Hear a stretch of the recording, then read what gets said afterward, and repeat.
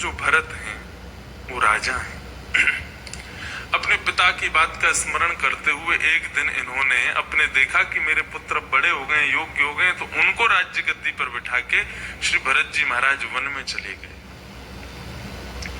और वन में जाकर के भगवान का भजन करने लगे। भजन करते करते करते एक परन कुटी में भजन करते थे। लेकिन एक दिन क्या हुआ, अपनी कुटिया के बाहर बैठ करके नदी के किनारे बैठ के भजन कर रहे थे। तभी क्या हुआ, सामने एक गर्भवती हिरणी जल पी रही थी, उसको ये देख रहे थे। तभी एक शेर के दहाड़ने की आवाज आई, तो उस शेर की दहाड़ से घबरा करके वो हिरणी नदी में कूद गई और नदी में कूदते ही उसने अपने गर्भस्थ शिशु को बीच नदी में जन्म दे दिया।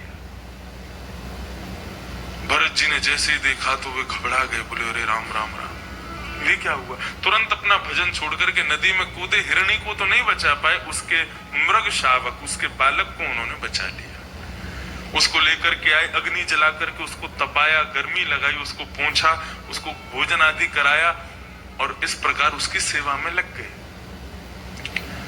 अब तो एक दिन हुआ, दूसरे दिन सुबह सुबह फिर से अपने ध्यान में भजन में बैठ गए। इतने में ही कुटिया में से वो मृग शावक निकल करके आया, कुछ आवाज करने लगा तो ध्यान टूट गया, उसको देखने लगे। वो दूर जाता तो उठ करके जाते, उसको ले आते, उसको कुछ खिला दूं, कुछ पिला दूं। उसकी सेवा में इतने रत हो गए कि अब धीरे धीरे भजन कम होने लगा, उससे प्रेम बढ़ने लगा। रति कैसी होती है, अपने पुत्र को, अपनी पत्नी को, अपनी राज्य गद्दी को छोड़ आए, लेकिन एक हिरण के बालक में उनकी रति होने लगी। ये रति अपने बच्चों में नहीं हुई, लेकिन एक हिरण के बालक में होने लगी। अब तो स्थिति ये हो गई कि 24 घंटे उनको वो पास ही चाहिए, इतना उसमें ममत्व हो गया। उसी की सेवा में लगते लगते, प्रेम करते करते करते अब वृद्धता को प्राप्त होने लगे। एक दिन अत्यंत ज्वर चढ़ा था श्री भरत जी महाराज को। हिरण का बालक, उसका पैर पकड़ा हुआ था उन्होंने कि मुझसे दूर ना जावे, मुझसे दूर ना जावे। तभी कुछ हिरणों को चरते हुए उस बालक ने बाहर देखा तो वो दिल मिला गया, देखने लगा। उनके झुंड को देख करके इतना आनंदित हो गया कि उछल करके हाथ छोड़ करके भाग गया। श्री भरत जी महाराज की चलने की भी स्थिति नहीं थी। जैसे तैसे बाहर आए तो देखा कि वो मृग बालक हिरणों के झुंड के साथ वहां से चला गया। अब तो उसी का स्मरण करते करते करते करते अत्यंत ज्वर में तो थे ही, अपने प्राणों का परित्याग कर दिया। और स्थिति ये हुई कि उनका पुनर्जन्म हुआ तो वे एक मृग के बालक बने, एक हिरण के पुत्र बन के आए। अंते या मति सा गति, मृत्यु के अंत में जो मति में आ जाएगा, आपको अगले जन्म में वही बनना पड़ेगा। ऐसा क्यों होता है? मानव यदि अपने हृदय में कोई इच्छा रख करके मृत्यु को प्राप्त होता है तो भगवान कहते हैं कि इच्छा के साथ वैकुंठ कोई नहीं आ सकता। यदि आपने कोई इच्छा आपकी अधूरी रह गई तो आपको वो पूरी करने के लिए दोबारा पृथ्वी पर जाना पड़ेगा। अभी प्रहलाद जी का चरित्र आएगा तो वहां नृसिंह भगवान उनको समझाएंगे कि इच्छा या तो करो मत, लेकिन यदि कोई इच्छा हृदय में प्रकट हो गई है तो उसको कैसे भी सूक्ष्म रूप में से ही पूरा कर लो। यदि अधूरी इच्छा के साथ तुम आओगे तो वैकुंठ में प्रवेश नहीं मिलेगा। हिरण बन गए, हिरण के बालक बन गए, तब भी उनको अपने भजन के बल से स्मृति में था कि मैं पूर्व जन्म में एक भरत नाम का राजा था। एक मृग शावक में बुद्धि चली गई, इसलिए मुझे मृग बनना पड़ा, हिरण बनना पड़ा। क्या किया? एक दिन जानबूझ करके जल पीते पीते नदी में कूद गए अपने प्राणों को दहन करने के लिए, क्योंकि मृग के रूप में भजन नहीं कर सकते। और नदी में डूबते हुए उन्होंने देखा एक ब्राह्मण यज्ञ कर रहा है नदी के किनारे बैठ करके। उसको देखते देखते देखते उन्होंने अपने प्राणों को गवा दिया। और उसका परिणाम क्या हुआ? तीसरे जन्म में वो एक ब्राह्मण के पुत्र बन करके आए और संयोगवश उनका पुनः नाम भरत रखा गया। लेकिन अब की बार भरत जी ने मन बना लिया था। क्या मन बना लिया था? बोले कि अब हम मूर्ख बन के रहेंगे। यदि ज्यादा विद्वान बनकर के रहने को लगे तो ये तीसरी अपॉर्चुनिटी भगवान ने दी है मुझको उनकी प्राप्ति के लिए, नहीं तो ये भी मेरे हाथ से चली जाएगी।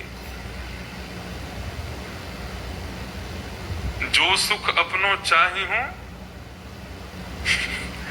जो सुख अपनो चाही हो मूर्ख बन के रहे।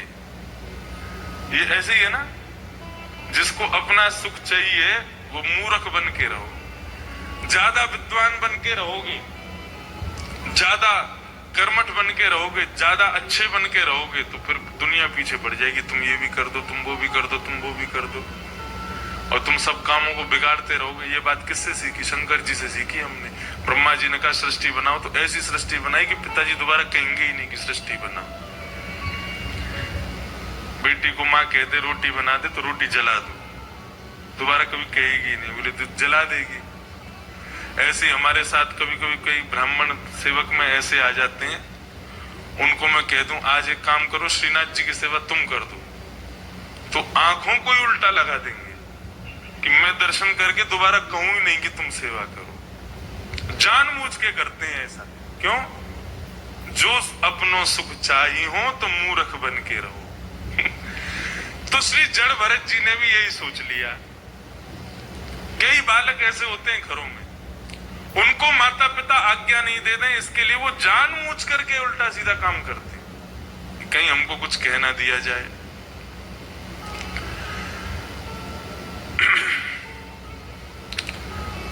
इस प्रकार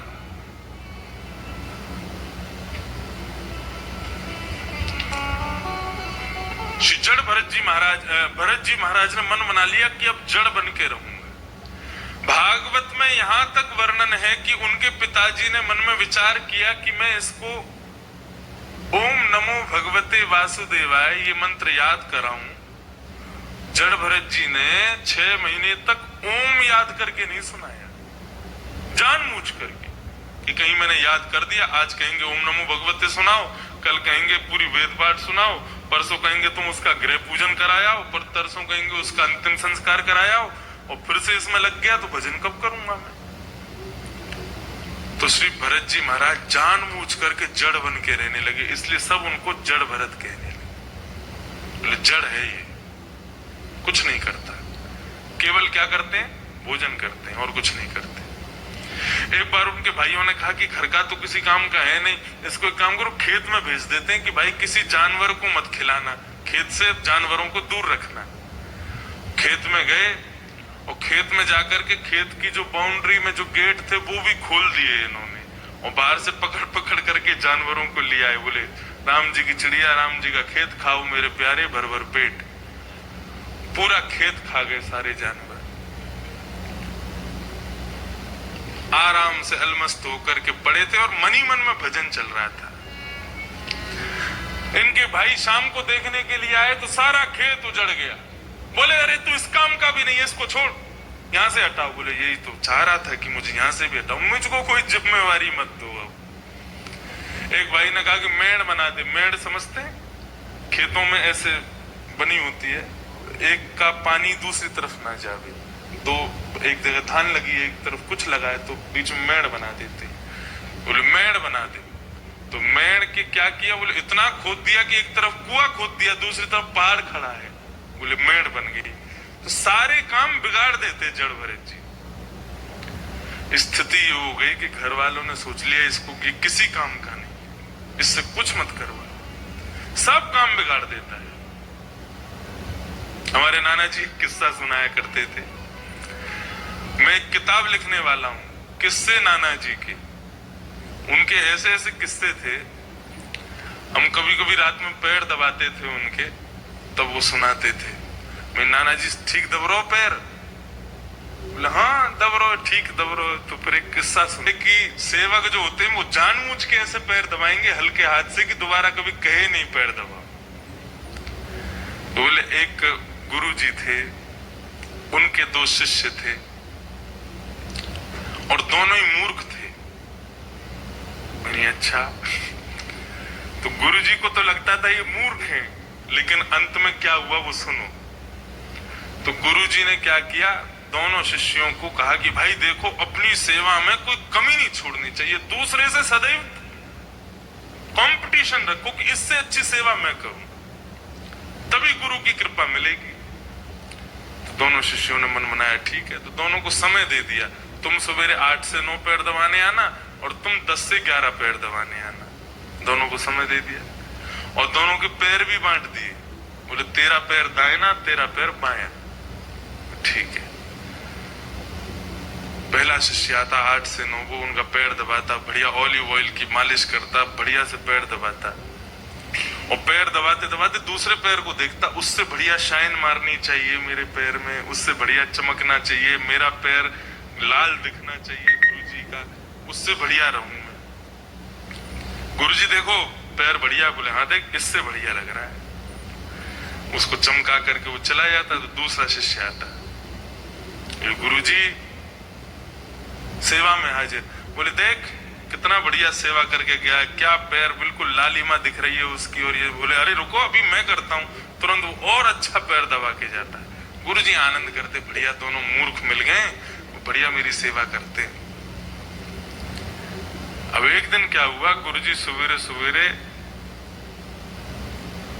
बाएं पैर पर दायां पैर रख करके लेटे हुए थे, सोई बाएं पैर वाला आ गया, और बाएं पैर वाले ने देखा मेरे पैर के ऊपर ये इसका पैर कैसे चढ़ा हुआ है, रुको मैं अभी बताता हूं। सोई वो डंडा लेके आया बड़ा वाला, और उसने गुरुजी के पैर अलग किए, और जो दूसरे शिष्य का पैर था उसमें दे डंडा और दे डंडा तोड़ दिया वो पैर। अब गुरुजी रो में लगी मेरे, बोले इसकी हिम्मत कैसे हुई मेरे ऊपर चढ़ गया ये, जब मेरा नहीं चढ़ता कभी तो ये कैसे चढ़ा। और गुरुजी के पूरी पैर की हड्डियां तोड़ दी, बराबर कर दी, और दूसरे पैर को दबाने लगा। बोले अब क्या दबा रहा है, दर्द हो रहा है। तोड़ ताड़ के चला गया। गुरुजी बेचारे करा रहे थे, पूरे पैर में से खून निकल रहे थे, तो जिसका पैर टूटा था वो वाला आ गया। उसने कहा गुरुजी ये पैर की दशा किसने की, बोले उसने की, बाएं वाले ने। इतना मूर्ख है, इसको तोड़ के चला गया। बोले रुको गुरुजी मैं अभी आता हूं। बोले हाँ उसको सबक सिखा। बोले अभी सिखाता हूं। वो और बड़ा डंडा लेके आया, बोले मैं इसको तोड़ दूंगा। उसने दूसरा पैर तोड़ दिया। दोनों मूर्ख चेलाओं ने दोनों पैर तोड़ दिए। तो कई बार मानव जानबूझ करके गलत करता है कि कहीं मुझसे कुछ करने को ना कह दें, और कई बार मूर्खतावश ही करता है। तो अभी कई ऐसे होंगे वो सुन करके सोच रहे होंगे कि हाँ हमसे काम कभी कोई बनते नहीं, हम भी जड़ भरत जैसे, हम जानबूझ के करते हैं। ऐसा नहीं है, कई बार मूर्खतावश भी करते हैं कई लोग। लेकिन भरत जी मूर्ख नहीं है, वो जड़ता का नाटक करते थे कि उनको कुछ पता नहीं। एक दिन ऐसा आया कि उनके परिवार के लोगों ने कहा केवल खाता है, घर पर पड़ा रहता है, तो किसी काम का नहीं, सुन एक काम कर घर छोड़ के चला जा। भरत जी बोले मैं यही तो चाह रहा था कि मुझे कब आज्ञा होगी कि मैं घर छोड़ दूं, और आज घर छोड़ करके श्री भरत जी चले गए। वन में सोए हुए थे श्री जड़ भरत जी महाराज, और भगवान का निरंतर स्मरण करते हैं। अब स्मरण ही उनकी भक्ति बन चुका था। संसार के किसी कार्य में उनकी रुचि इसलिए नहीं दिखाते थे कहीं मैं फंस ना जाऊं फिर से, ये मेरे पास अंतिम अपॉर्चुनिटी है भगवान की। रात्रि में एक खेत में सोए थे, एक जंगल में सोए थे, तभी कोल भील पास के गांव में अपनी देवी को प्रसन्न करने के लिए नर की बलि चढ़ा रहे थे। और जिस नर की बलि चढ़ा रहे थे, पता नहीं कैसे वो नर उन लोगों से छूट करके भाग गया। लोग उसके पीछे पीछे भागे तो वो उसी खेत में होकर भाग रहा था जहां जड़ भरत जी सोए थे। तो वो तो जड़ भरत जी को फलांग करके भाग गया, लेकिन बाकी के लोग जड़ भरत जी सो रहे थे, टकरा करके गिर गए। तो वो तो भाग गया, इन लोगों ने जड़ भरत जी को पकड़ लिया। बोले यही बढ़िया नर है, इसी की बलि चढ़ाएंगे। जड़ भरत जी ने 3-4 दिन से कुछ खाया नहीं था, बलि को बढ़िया खिलाया जाता है तो बढ़िया वो पकवान खाया। उसमें भी कह रहे थे वाह लाल जी तेरी बड़ी कृपा, आज तो देख कैसे 56 भोग खिलाने को मिल रहे हैं, 4 लोग नहला रहे थे, बढ़िया उसको तैयार कर रहे थे। बोले वाह, आज तो बड़ी कृपा ठाकुर जी की हमारे ऊपर हो रही है। उसको नए कपड़े पहना करके काली के सामने जाकर के खड़ा कर दिया, दोनों हाथ पीछे बांध दिए।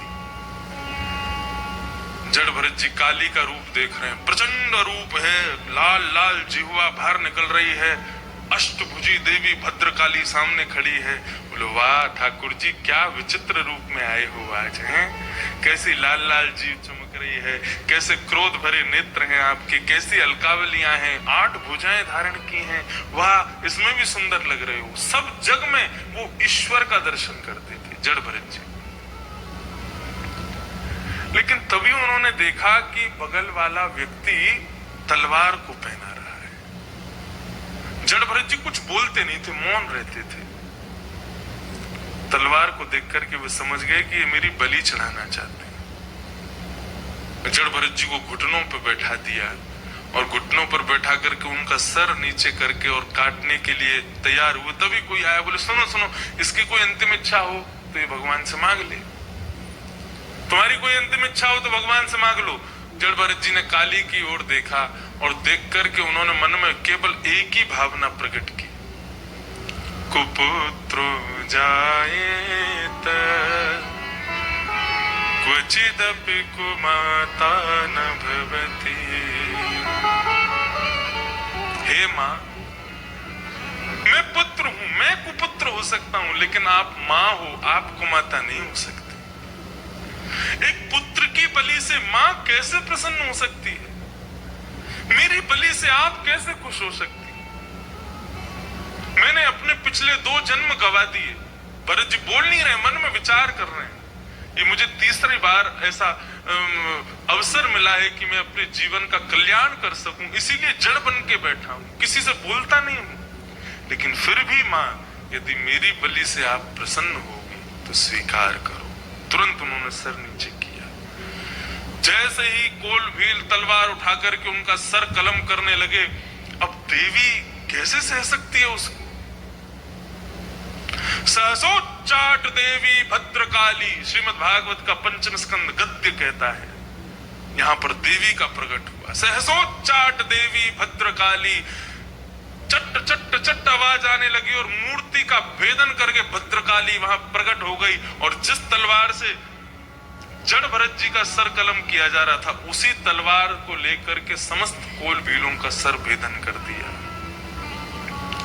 जड़ भरत जी अब भी नीचे सर करके खड़े, ऊपर देखा तो सामने भद्रकाली खड़ी है असली। और भद्रकाली ने जड़ भरत जी के सिर पर हाथ फेरा, बोले जाओ वत्स, जिस कार्य के लिए तुम जड़ बने हो उसको पूरा करो। जड़ भरत जी महाराज कीर्तन करते हुए, आनंदित होते हुए, काली को प्रणाम करते हुए वहां से प्रस्थान कर गए। सिंधु नदी के किनारे बैठे और सिंधु नदी के उस पार, जिसको आज पाकिस्तान कहा जाता है, इसका नाम था सौवीर देश भागवत के अनुसार। और वहां के एक राजा हैं, उनका नाम है रहुगण।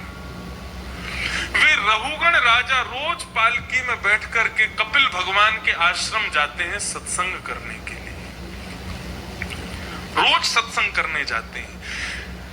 लेकिन उनके सत्संग में केवल श्रवण भक्ति श्रेष्ठ है, वो केवल सुनते हैं, जीवन में उतारते नहीं है।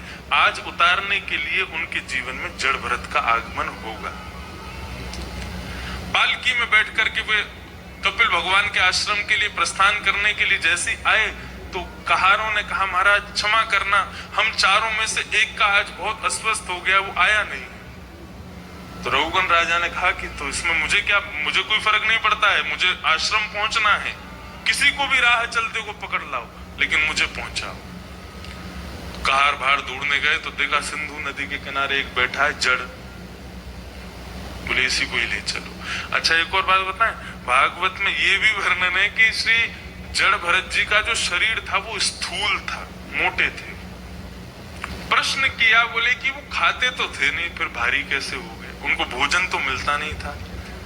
उनके जो भाई बंधु थे वे सब सौतेली माँ के पुत्र थे, वो भी उनको जला हुआ अन्न देते थे, बचा हुआ अन्न देते थे। कुकर सूकरों के लिए जो निकाल दिया जाता है वो अन्न उनको खाने को मिलता था, तो फिर उनका शरीर स्थूल कैसे हुआ? इसका उत्तर दिया गया मानव शरीर दो रूप से मोटा होता है, एक अतिशय भोजन करने से और दूसरा यहां बताया कि सर्पा पिबन्ति पवनम न च दुर्बलास्ते शुष्कै तृणैव निगजा बलिनो भवन्ति कंदै फलै मुनिगणा रमयन्ति काल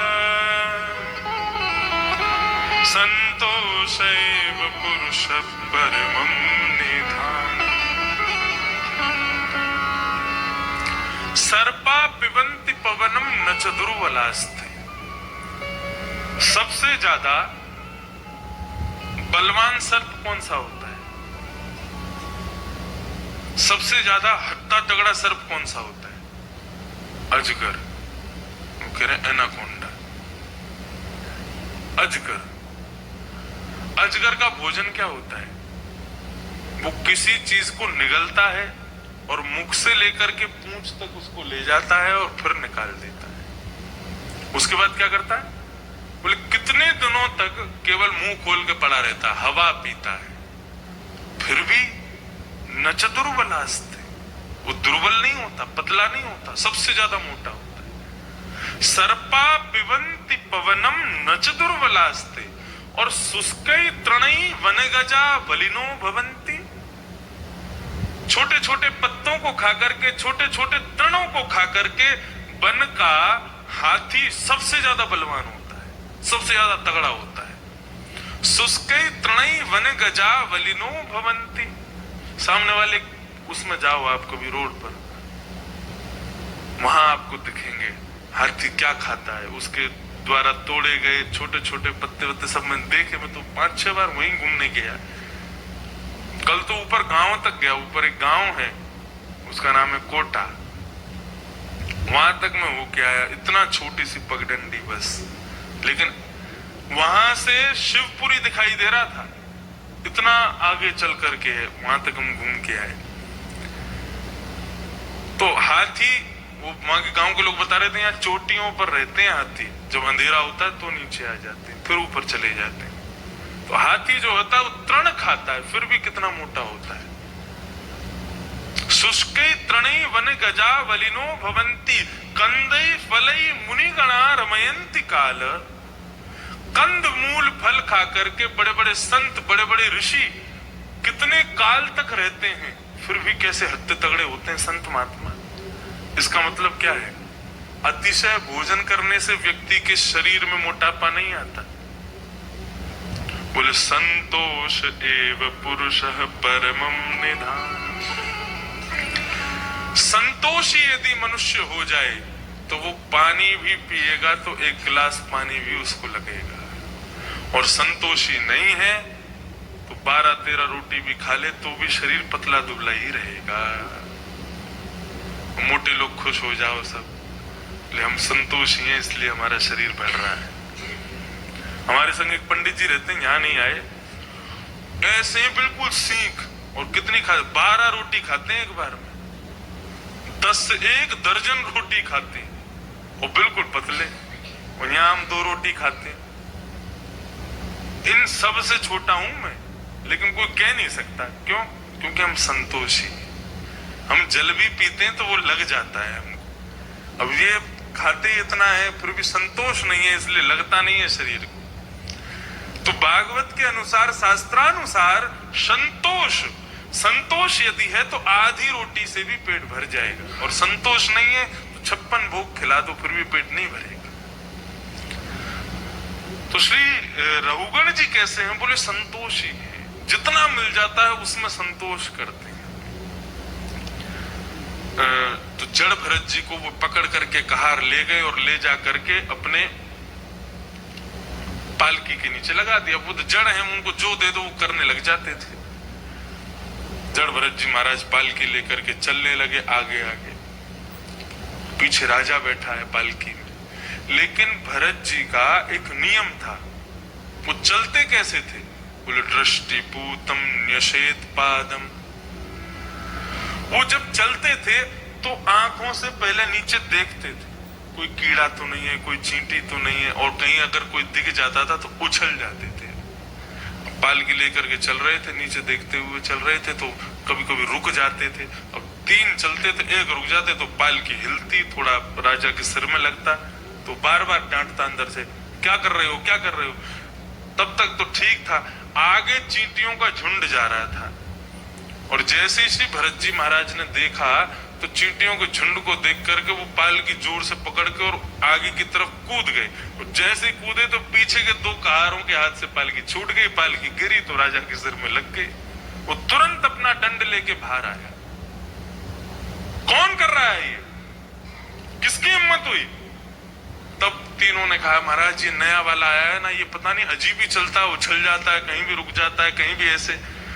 तब उसने बहुत सारी बातें की, ये व्यंग सुनने हैं आपको। क्या व्यंग देता है। बोले हाँ हाँ क्यों नहीं, बेचारा कितना पतला दुबला है, जबकि वो बहुत मोटे थे। देखो तो सही कितना पतला दुबला है, बेचारा अकेला ही पूरा भार ढोता हुआ आ रहा है। बेचारा बहुत मेहनत कर रहा है, कुछ खाया नहीं है 3-4 दिन से इसने। इस प्रकार की बात कहने लगा, और कहने लगा, अरे सुनो ए पतले दुबले व्यक्ति, यदि तुम ढंग से नहीं चलोगे तो मैं अपने दंड से तुम्हारी चिकित्सा करूंगा, तुमको ठीक कर दूंगा, आदि आदि बातें कहने लगा। भरत जी महाराज उसकी ओर देखने लगे, ये रहुगण कौन है।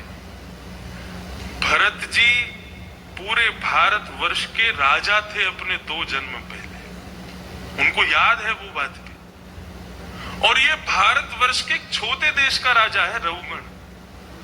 भरत जी महाराज मन में सोचने लगे, इतने छोटे से देश के राजा और कपिल भगवान के आश्रम जाता है, इतना अहंकार। यदि आज इसके सामने मैं जड़ बना रहा, मैं नहीं बोला तो मुझे पाप लगेगा। यहाँ रहुगण को ज्ञान दे रहे हैं श्री भरत जी, और वो पहली बार अपने जीवन में बोलते हैं, त्वयोदितं व्यक्तं विप्रलब्धं भर्तु समेष्याद्यदि वीर भारत गन्तु यदि स्यादधिगम्य मत्वा विवेतिराशौ न वेदान् प्रवादः। तुम कपिल भगवान के आश्रम जाते हो राजन, और वहां ब्रह्म ज्ञान प्राप्त करके आते हो, तो तुम्हें ये पता होना चाहिए, ये मोटा होना पतला होना ये शरीर का धर्म है, आत्मा का नहीं। भार उठाना, भारी लगना, हल्का लगना ये शरीर का धर्म है, आत्मा का नहीं। पीड़ा होना, सुख मिलना ये शरीर का धर्म है, आत्मा का नहीं। तुम ज्ञानी हो, तुम्हारे मुख से ये बात शोभा नहीं देती है। तुम्हारी दृष्टि में इतना भेद तो आ जाना चाहिए कि ये शरीर नहीं है, आत्मा है। तुम चिकित्सा मेरी क्या करोगे, मैं पहले से ही जड़ हूं, मुझे सुधारने का तुम प्रयास करोगे तो तुम वही करोगे, पिसे पिसाए आटे को दोबारा पीसने का काम करोगे। मुझको क्या शिक्षा दे रहे हो। आज तक तुम कपिल भगवान के आश्रम गए, लेकिन तुम्हारी बातों से लगता नहीं कि तुमने ज्ञान प्राप्त किया है। तुम्हारी बुद्धि में ये प्रबलता होनी चाहिए कि तुम देह को, आत्मा को भिन्न मानो। अत्यंत ज्ञानवर्धक प्रसंग है ये। श्री जड़भरत जी साधारण तो है नहीं, वो खुद को शरीर मानते ही नहीं है। देहाभिमान से शून्य है वे। देह का अभिमान क्या होता है। मुझे सर्दी लग रही है तो सर्दी मुझे नहीं लग रही, आत्मा को नहीं लग रही, शरीर को लग रही है। तो शरीर अभिमान करता है, मेरी मति को और बुद्धि को अभिमानवश कहेगा, आदेश करेगा मुझे जैकेट पहनाओ, ये शरीर का अभिमान है। तो मन और बुद्धि क्या करेंगे, तब परिश्रमिक बनेंगे, पारिश्रमिक बनके धन कमाएंगे, धन से फिर एक जैकेट खरीद के लाएंगे, पहनाएंगे, शरीर को गर्मी प्रदान करेंगे। शीतकाल जाएगा, ग्रीष्म ऋतु आएगी तो शरीर अभिमानवश कहेगा मुझे एयर कंडीशन हॉल में बैठाओ, मुझे एयर कंडीशन जगह पर ले जाओ। ये देह के अभिमान है। ज्ञान की चरम सीमा जब आती है जीवन में तो मानव देहाभिमान से शून्य हो जाता है, जीरो। उसका देह फिर अभिमान नहीं करता। उसको देह को जैसी परिस्थिति दे दो, वो देह को हर स्थिति में ढाल देते हैं। क्यों? क्योंकि देह हमारा स्वामी नहीं है, हमारी आत्मा इसकी स्वामी है। ये महाराज पराकाष्ठा जो प्रसंग जो चल रहा है, इसकी पराकाष्ठा पहुंचने में बहुत समय लगेगा, लेकिन प्रसंग इतना अद्भुत है कि सुनो। ये मोटा होना, पतला होना, दुख होना, पीड़ा होना, आदि आदि भार लगना, हल्का लगना, ये सब शरीर को होता है राजन, आत्मा को कुछ नहीं होता। और मैं एक नित्य मुक्त शुद्ध आत्मा हूं, तुम मुझसे ये भाव नहीं कह सकते। रहुगण सत्संग करता था, वो तुरंत घबरा गया, वो तुरंत घुटनों पर बैठ गया और कहा कि आप कौन हो, मुझे बताइए। नाहम विशंको सुरराज वज्र न यत्र शूला न यमस्य दंडात् नाग्न्यर्क सोमान निलवल्पितप्पा सत्तांशके भ्रंश ब्रह्म कुलावमाना। मुझे इंद्र के वज्र से डर नहीं लगता, रहुगण कह रहा है। मुझे यमराज के दंड से डर नहीं लगता, मुझे शंकर जी के त्रिशूल से डर नहीं लगता, मुझे ब्रह्मा के क्रोध से डर नहीं लगता। मुझे केवल एक चीज से डर लगता है, क्या? किसी वैष्णव का, किसी ब्राह्मण का मुझसे अपमान ना हो जाए। आप कहीं कोई वैष्णव तो नहीं है, कोई ब्राह्मण तो नहीं है? आप कौन हैं प्रभु? और मुझे इस बात का बताइए, आपको इतने तत्व का ज्ञान कैसे है?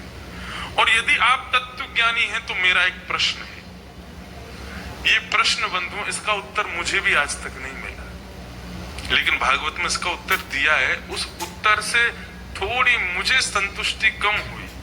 मैंने कईयों से पूछा, लेकिन कोई भी इसका आज तक प्रमाणिक उत्तर नहीं दे पाया। रहुगण राजा ने जो प्रश्न किया है, वो प्रश्न सुनिए। वो कह रहे हैं कि आप कहते हो शरीर को भार लगता है, शरीर मोटा होता है, शरीर को पीड़ा होती है, शरीर को हल्का लगता है, शरीर आदि आदि सब बात आप कह रहे हो, आत्मा को कुछ नहीं होता। तो मेरा एक प्रश्न है। बोले क्या प्रश्न? आग जलाई आपने, लकड़ी जलाई, लकड़ी के ऊपर आपने एक पतीला रखा, पतीले में आपने जल डाला और उसके बीच में आपने एक मुट्ठी चावल छोड़ दिए। क्या होगा? अग्नि के तेज से पतीला गर्म होगा, पतीले के गर्मी से जल गर्म होगा, जल की गर्मी से चावल गर्म होगा और चावल की गर्मी से उसका अंतस्थ तक गर्म हो जाएगा, चावल पक जाएगा। हाँ, बोले ठीक उसी प्रकार जब बाह्य अग्नि रूपी कष्ट मानव के शरीर को कष्ट पहुंचाती है, तो पहला कष्ट त्वचा को होता है, दूसरा उसके मांस को होता है, तीसरा उसकी हड्डी को होता है। यहां तक जब पहुंचा तो फिर आत्मा को कष्ट क्यों नहीं होता? ये प्रश्न किसने किया? रहुगण। आप कह रहे हैं कि आत्मा को कोई कष्ट नहीं होता, लेकिन मेरे प्रश्न का उत्तर दीजिए। जब साधारण अग्नि चावल के अंतस्थ के गर्भ तक को जब नरम बना सकती है, गर्मी पहुंचा सकती है, तो क्या बाह्य कष्ट आत्मा को नहीं पहुंचता होगा? मुझे किसी ने थप्पड़ मारा, तो थप्पड़ मारते ही मुझे क्रोध आया, मुझे रोष आया और मैंने अपने आप विचार कर लिया कि मुझे ये करना है, मुझे ऐसे करना है, मुझे इसको मारना है। इसका तात्पर्य क्या है? कि शारीरिक कष्ट जो है वो आत्मा तक पहुंचा है, तभी तो क्रोध आया है। बात समझ में आ रही है ना सबको? मैं इसीलिए विषय थोड़ा कम लेता हूं, क्योंकि इसका जो भाव है वो बहुत ब्रह्म ज्ञान की पराकाष्ठा का है। आत्मा को कष्ट क्यों नहीं होता, मुझे बताओ। तो यहां रहुगण जी ने, श्री जड़ भरत जी ने जो उत्तर दिया, वो उत्तर बड़ा साधारण सा। उन्होंने क्या कहा, अकोविद वाद वादान वदस्यथो नीति विदाम वरिष्ठम नसूरयो ही व्यवहार में न तत्वावमर्शेन सहा मनंती। सीधा उन्होंने ये कह दिया कि तत्व ज्ञानी को संसार के पदार्थों से आत्मा को नहीं आंकना चाहिए। चावल एक सांसारिक पदार्थ है, तुम उसकी गणना, तुम उसकी तुलना आत्मा से कैसे कर सकते हो? ये मत करो। बस उन्होंने ऐसा कहकर के उसके प्रश्न का उत्तर दे दिया। बोले तुम उससे आत्मा को मत आंको। लेकिन इसका एक उत्तर मुझे समझ आता है। मैं कंफर्म श्योर नहीं हूं कि मेरी जो बात है वो सत्य होगी। ये मैंने अपने अध्ययन से इसका एक उत्तर ढूंढा है। वो उत्तर ये है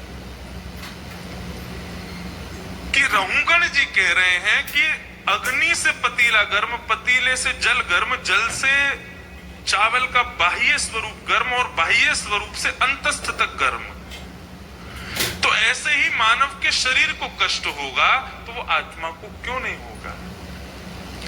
तो आपने यदि उदाहरण चावल का लिया है तो एक पके हुए चावल को आप बीज से तोड़ करके उसके गर्भ को देख सकते, वो दृष्टिगोचर होता है, वो दिख जाएगा आपको।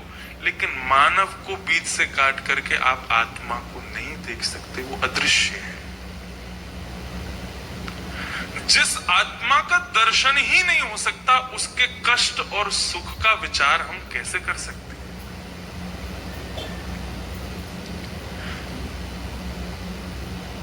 जड़ भरत जी के कहने का भाव है कि आज भी यदि तुम्हें कष्ट हो रहा है, सुख हो रहा है, इसका मतलब यह है कि तुमने अपनी आत्मा को पहचाना ही नहीं है। यदि आत्मा को जिस दिन पहचान लोगे उस दिन कष्ट होगा ही नहीं। उनका कहने का सीधा भाव ये है। और मैंने जो उत्तर खोजा वो यही है कि भाई आत्मा दिखती नहीं, और जो दिखेगी नहीं उसको कष्ट हुआ, उसको पीड़ा हुई, उसको आनंद मिला, ये कैसे आप कह सकते? रहुगण जी ने चावल का उदाहरण दिया, तो वास्तविकता में चावल और आत्मा का कोई मेल नहीं हो सकता।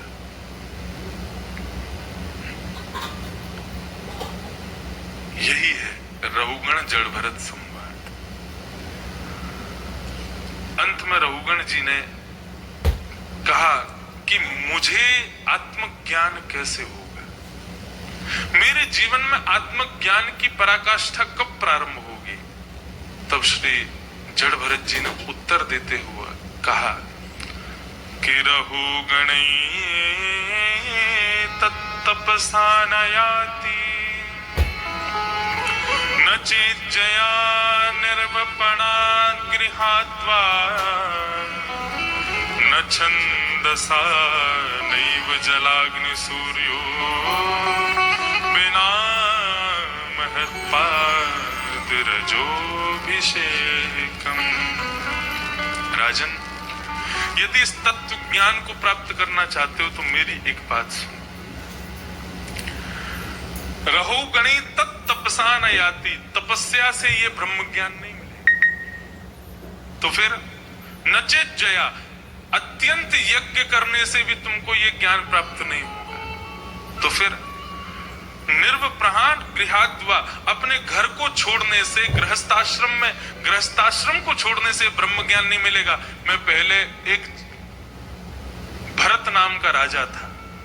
रहुगण बोला आप भरत राजा थे? बोले हाँ, 2 जन्म पहले मैं ही भरत था। मैंने अपना घर छोड़ दिया, पत्नी छोड़ दी, बच्चे छोड़ दिए, राज्य छोड़ दिया, एक छत्र सम्राट था पृथ्वी का, सब छोड़ दिया। लेकिन क्या हुआ? वन में जाकर के एक मृग शावक में फंस गया। तो इसलिए घर छोड़ने से भी ये ब्रह्म ज्ञान नहीं मिलेगा। तो फिर न छंदसा, वेद अध्ययन से भी तुमको ये ज्ञान नहीं मिलेगा। जलाग्नि सूर्यो, सुबह सुबह उठ करके संध्या करने से, सूर्य को अर्घ देने से, उन सब से भी ये ब्रह्म ज्ञान नहीं मिलेगा। तो बोले कैसे मिलेगा? बोले बिना महत्पादिरजोभिषेकम्। किसी महत भगवान के भक्त के जब तक चरण रज से स्नान नहीं करोगे तब तक। अब यहाँ पे भाव समझो। यहाँ का मतलब ये नहीं है कि किसी भगवत भक्ति के चरण रज को ले लेकर के अपने ऊपर डालो, वो नहीं है।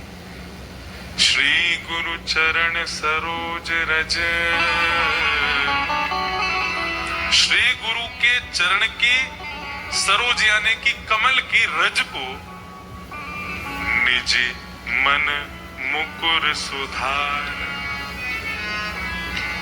क्या कह रहे हैं गोस्वामी तुलसीदास जी महाराज? इसी भाव को कह रहे हैं जो रहुगण जी को समझा रहे हैं जड़ भरत जी। वो कहना चाह रहे हैं कि गुरु की चरण रज से अपने मन को बुद्धि को सुधारो। मतलब क्या है? गुरु की वाणी ही चरण रज है, उसकी वाणी ही वो काम करेगी जो चरण रज का। मतलब कहने का अभिप्राय सीधा सीधा ये है, आप गुरु के चरण छूने के अधिकारी तब बनोगे जब उनकी वाणी को ग्रहण करो। आपने किसी की वाणी को जीवन में अंतस्थ किया नहीं, किसी को ग्रहण किया नहीं, उससे आपके जीवन में कोई बदलाव हुआ नहीं, तो तब तक आपको उसके चरण छूने का अधिकार नहीं है। गोस्वामी तुलसीदास जी कह रहे हैं पहले निजी मन मुकुर सुधार, पहले अपने मन को सुधार उसकी वाणी से, तब श्री गुरु चरण सरोज रज, उनको प्रणाम करो। उसके बाद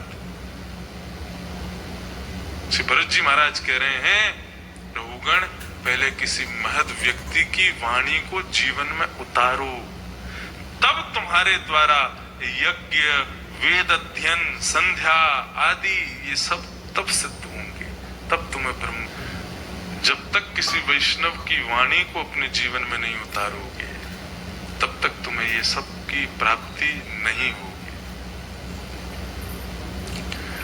इस प्रकार से रहुगण राजा को जड़ भरत जी ने ज्ञान उपदेश किया और तत्पश्चात वो रहुगण जी का ही शिष्य हो, रहुगण जी जड़ भरत के ही शिष्य हो गए, उनके ही शरणार्थी हो गए और शरणार्थी होकर के उन्होंने ब्रह्म ज्ञान की प्राप्ति की। बोल जड़ भरत रहुगण संवाद की जय।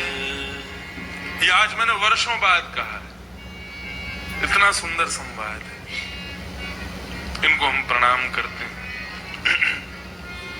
आगे श्रीमद् भागवत में भूगोल खगोल का वर्णन है। भूगोल पृथ्वी, खगोल यानी कि ब्रह्मांड, उन दोनों का वर्णन किया गया। सप्त द्वीप, सप्त वर्ष और 7 समुद्रों का वर्णन किया गया। पंचम स्कंद इस प्रकार पूर्ण हुआ और षष्ठम स्कंद में अनेकों राजाओं की कथा और स्वयंभू मनु राजा के दूसरे पुत्र प्रियव्रत की कथा बताई गई। ये प्रियव्रत प्रिय व्रत धारण करते थे। अभी तक हम लोग किन की कथा सुन रहे थे? ध्रुव जी के पिताजी उत्तानपाद राजा के वंश की। अब आ रही है प्रियव्रत राजा। ये प्रियव्रत राजा प्रिय व्रत धारण करते थे। इन्होंने एक बार व्रत धारण किया कि सूर्योदय नहीं होना चाहिए। क्यों? ये सूर्यास्त नहीं होना चाहिए। क्यों? सारे गलत काम रात्रि में होते हैं। तो इन्होंने क्या किया, एक स्वर्ण का रथ बनाया और उसको सूर्य के समान तेजवान कर दिया। सूर्य अस्त जैसे ही होता ही अपना रथ लेकर के निकल पड़ते। तो सूर्य अस्त होते जैसे ही अपना रथ लेके आते तो मानो फिर से प्रकाश हो जाता। 7 दिन तक अपने रथ को लेकर के पृथ्वी के चारों ओर घूमते रहे। इनके रथ के चक्कों से ही पृथ्वी में गड्ढे हो गए जहां समुद्र बन गए। ऐसे थे प्रियव्रत। लेकिन लोगों की मति भ्रमित होने लगी नहीं सोने के कारण, क्योंकि चंद्रमा मन सो जाता। हमारा मन जो है वो चंद्रमा से कनेक्टेड होता है। चंद्रमा जब उदय नहीं हुआ तो मन विचलित हो गया, बुद्धि विचलित हो गई, लोगों की सोचने की क्षमता खत्म हो गई। तब ब्रह्मा जी ने आकर के प्रियव्रत को रोका, कहा कि तुम ठीक नहीं कर रहे हो, अब मत करो ऐसा।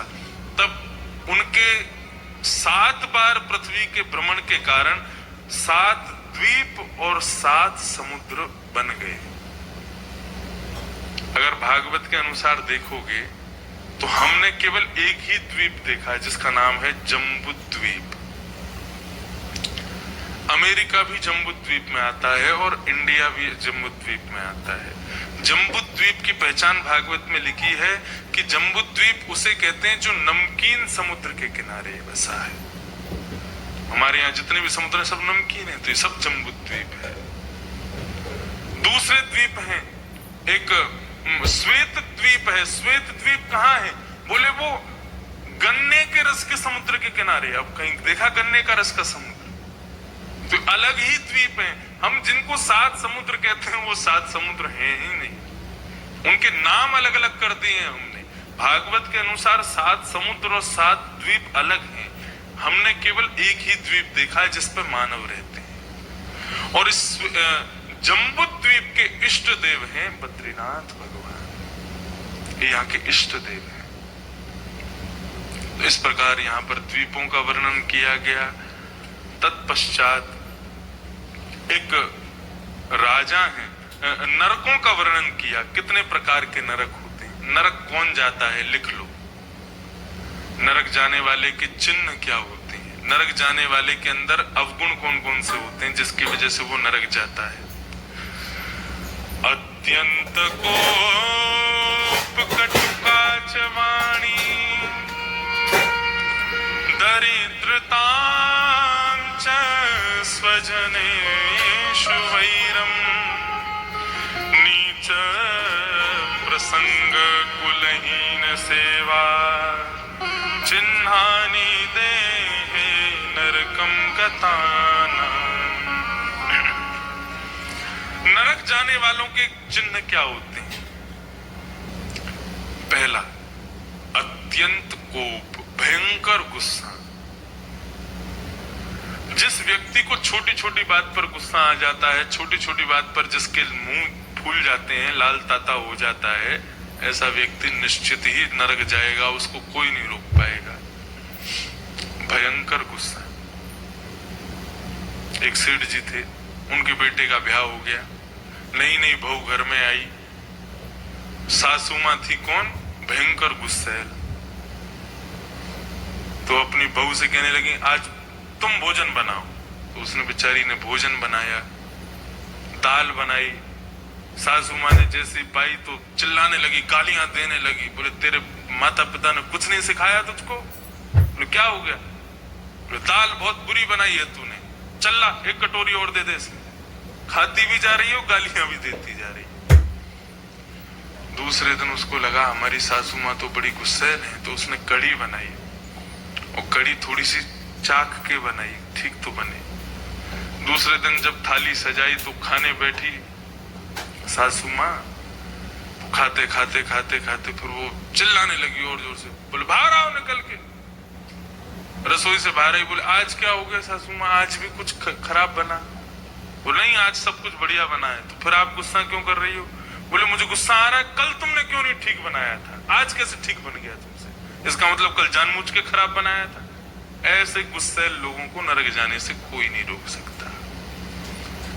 जो छोटी छोटी बात पर वे वजह गुस्सा करते हैं, क्रोध करते हैं, उनके ये चिन्ह हैं कि वो नरक जाने वाले हैं। अत्यंत कोप। दूसरा, कटुकाच वाणी। बोलते हैं तो ऐसा लगता है मानो लड़ने आ रहे हैं क्या हमसे। कटुकाच वाणी में दूसरा भाव ये भी है कि जब बोलते हैं तो मुख से कोई ना कोई गाली दे करके ही बोलते हैं। ऐसी कड़वी वाणी जो बोलते हैं वो लोग भी नरक जाएंगे। तो पहला चिन्ह क्या है? अति क्रोध। दूसरा चिन्ह है कड़वी वाणी। तीसरा, दरिद्रताम च। दरिद्र, दरिद्र किसको कहते हैं? असंतोषी को दरिद्र कहा जाता है। जिसको जितना मिला है उतने में खुश नहीं है, मुझे और चाहिए और चाहिए और चाहिए, ये भी दो वो भी दो, ये भी मेरा वो भी मेरा। ऐसा दरिद्र जो होता है वो भी नरक जाता है। तो पहला अत्यंत कोप, दूसरा कटुकाच वाणी, तीसरा दरिद्रताम च, और चौथा स्वजनेषु वैरम। अपने माता पिता भाई बंधुओं से जो बैर करता है, उनसे प्रेम से नहीं रहता, सदैव उनसे लड़ता रहता है। माता पिता से विशेष रूप से जो उनको बिल्कुल सम्मान ही नहीं करता, ऐसा व्यक्ति भी नरकगामी होता है। पांचवा, नीच प्रसंग। नीच प्रसंग का मतलब खुद गलत नहीं खाता, खुद गलत नहीं पीता, लेकिन जिनके संग बैठता है गलत खाते हैं, गलत पीते हैं, उनका संग गलत है, ऐसा व्यक्ति भी नरक जाता है। उसको नरक क्यों मिलता है? उसको इस बात के लिए नरक मिलता है कि तू सुधरा हुआ था तो तेरे मित्र क्यों नहीं सुधरे तुझसे, इसलिए उसको नरक जाना पड़ता है। मतलब आपके मित्र यदि व्यसनी हैं, वो तो नरक जाएंगे ही, आपको भी लेके जाएंगे। यदि उनके संग आप बैठते हो तो हम तो डूबेंगे, तुमको भी ले डूबेंगे। तो इसलिए नीच प्रसंग 5, छठवा कुलहीन सेवा। जो अपनी माता पिता से बैर करते हैं, ऐसे बालकों की जो सेवा करते हैं, ऐसा व्यक्ति भी नरक जाता है। जो अपने माता पिता का नहीं है, जो अपने परिवार का नहीं है, उसकी जो सेवा करता है वो भी नरक जाते हैं। चिन्हानि देहे नरकम गताना। कितने चिन्ह बताए गए? अत्यंत को कटुकाच वाणी, दरिद्रताम च, स्वजनेषु वैरम, नीच प्रसंग, कुलहीन सेवा। ये 6 अवगुण हैं, ये जिनके अंदर होते हैं उनको नरक जाना ही पड़ता है। तो इसलिए इन 6 चीजों से बचो। बाकी अब यहाँ पूछा गया नरक कौन नहीं जाता, उसके अंदर 3 गुण होते हैं। यदि 3 गुण किसी के अंदर हैं तो वो नरक नहीं जाएगा। वो 3 गुण कौन कौन से?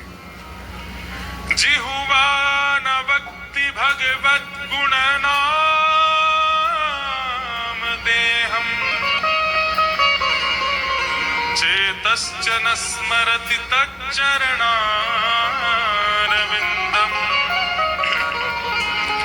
कृष्णाय नो नमति यत्सिरेकदापि,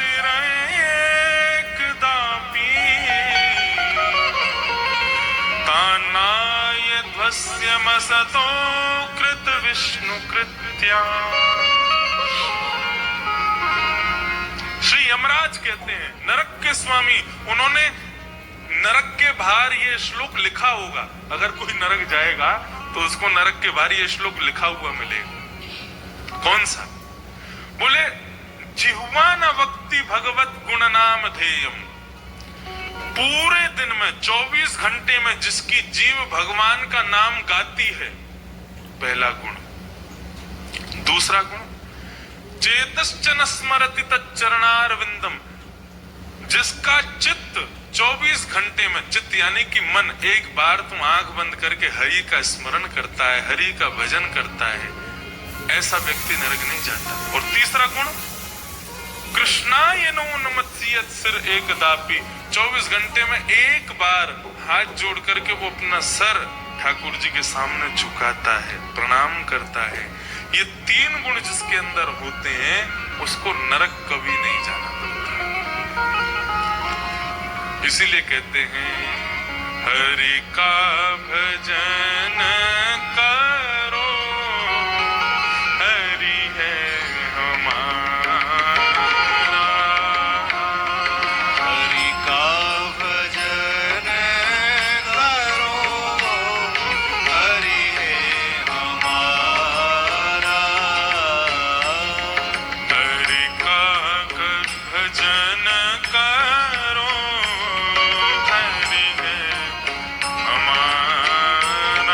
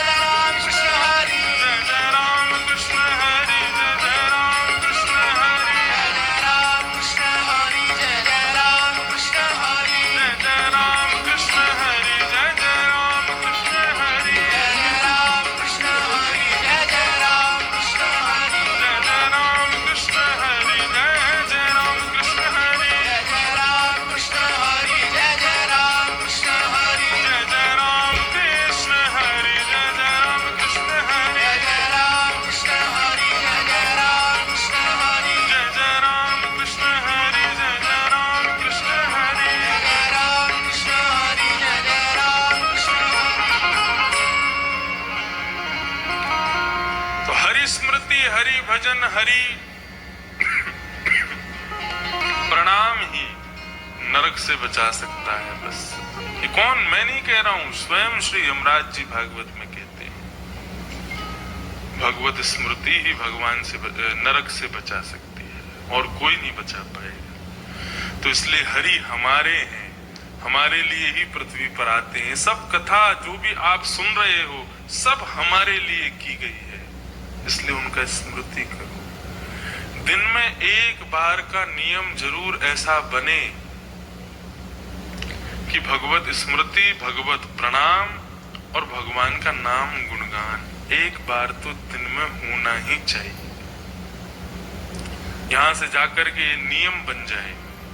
हम कथा तो समय समय पर सुनते हैं, लेकिन नियम के रूप में ये 3 चीज आ जाए जो यमराज जी बता रहे हैं कि 3 काम करने वाला नरक नहीं आएगा। पहला, मुख